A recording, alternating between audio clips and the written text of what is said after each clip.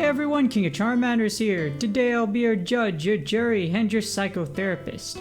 For this video we will be taking a look at the popular isekai anime Mushoku Tensei, Jobless Reincarnation.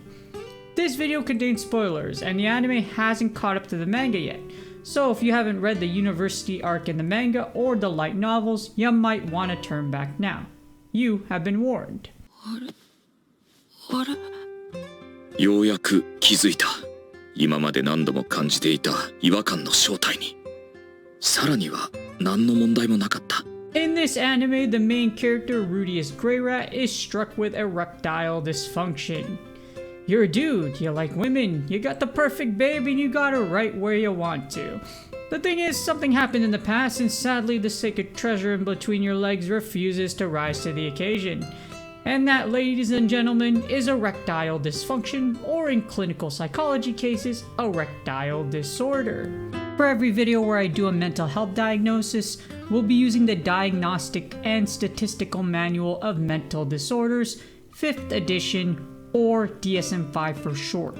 This is every psychotherapist's Bible for diagnosing their clients.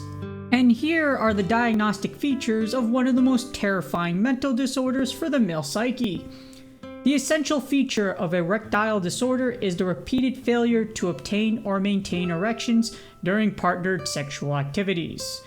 A careful sexual history is necessary to ascertain that the problem has been present for a significant duration of time, i.e. at least approximately 6 months, and occurs on the majority of sexual occasions, i.e. at least 75% of the time. Symptoms may occur only in specific situations involving certain types of stimulation or partners, or they may occur in a generalized manner in all types of situations, stimulation, or partners. 問題があったのは俺の方だった。俺の体が異常を訴えていた。いいな、何も訴えてなどいない。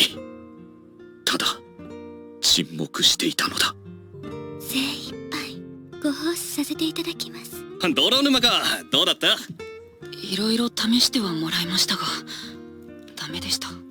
お役に立てず申し訳ありません。いえ、エリーゼさんは頑張ってくれたかと。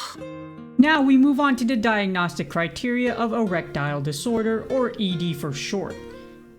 A.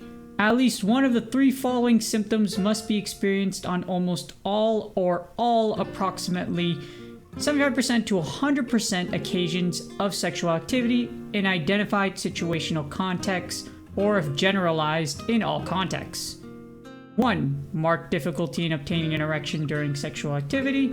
2. Marked difficulty in maintaining an erection until the completion of sexual activity. And 3. Marked decrease in erectile rigidity.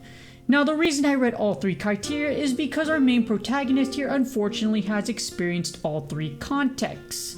For A1 and A3, Rudeus shows this criteria with his attempt to do the deed with Sarah. And, as close as he is to 4th base, he is unable to make the play. For his second situation, Soldat is a bro and tries to help Rudeus by taking him to a brothel. The prostitute tries to do everything she can, and in the end, it doesn't even matter.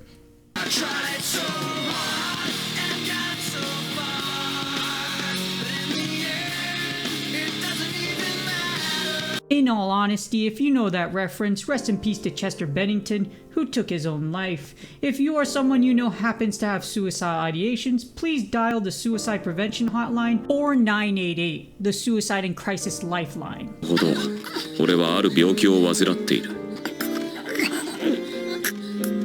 はっきり言おう、ED だ。Next, we move on to Criterion B.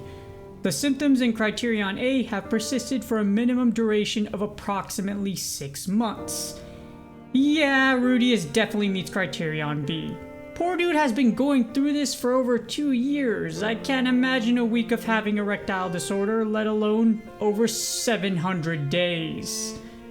Next, we move on to Criterion C. The symptoms in Criterion A cause clinically significant distress in the individual. Rudeus meets this by becoming a raging alcoholic after being left by Sarah, and nearly becoming a suicide statistic.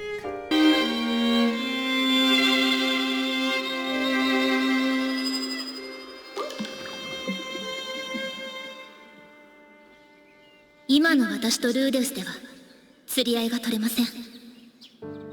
旅に出ます。なんでわけがわからない。あれなんで振られた、いや捨てられた。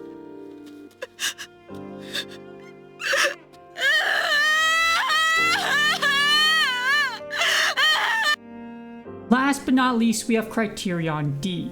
The sexual dysfunction is not better explained by a non-sexual mental disorder or as a consequence of severe relationship distress or other significant stressors, and is not attributable to the effects of a substance, medication, or another medical condition. Eris leaving Rudeus at the end of Season 1 is the psychological reason why Rudeus has erectile disorder.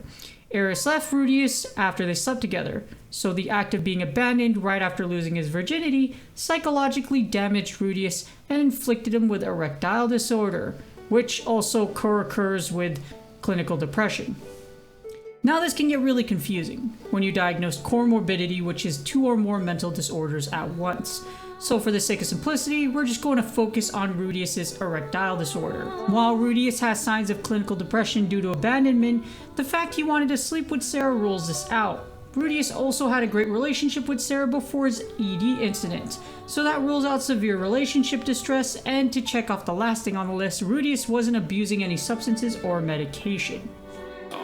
せえな、さっさとしろよ。の待ってんだろ、そんな。And before we wrap up the diagnosis, we have to look at specifiers.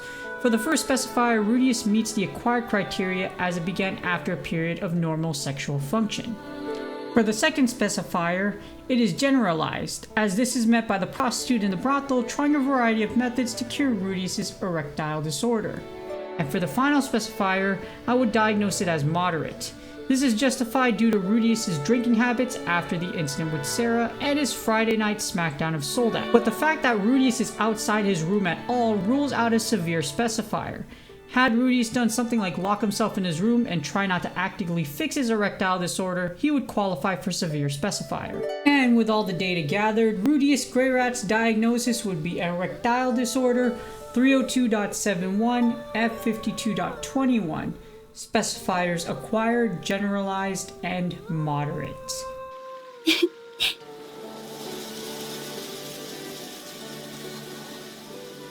なぜこの笑顔を見ると胸が高鳴るのだろうか。謎の多い男、フィッツ先輩。彼が俺に協力的なのもやっぱり謎だった。ただ人神の助言に従って動き、出会った彼と接することで、いつか病の治療に関する手がかりがつかめるはずだ。The anxiety and fear of being left alone after his night with Eris is what caused Rudeus's erectile disorder. This experience inadvertently caused damage to Rudeus's psyche, and what needed to happen was Rudeus having a similar moment with someone he trusts. Thankfully, erectile disorder is curable, and Rudeus is eventually cured thanks to Sylphie.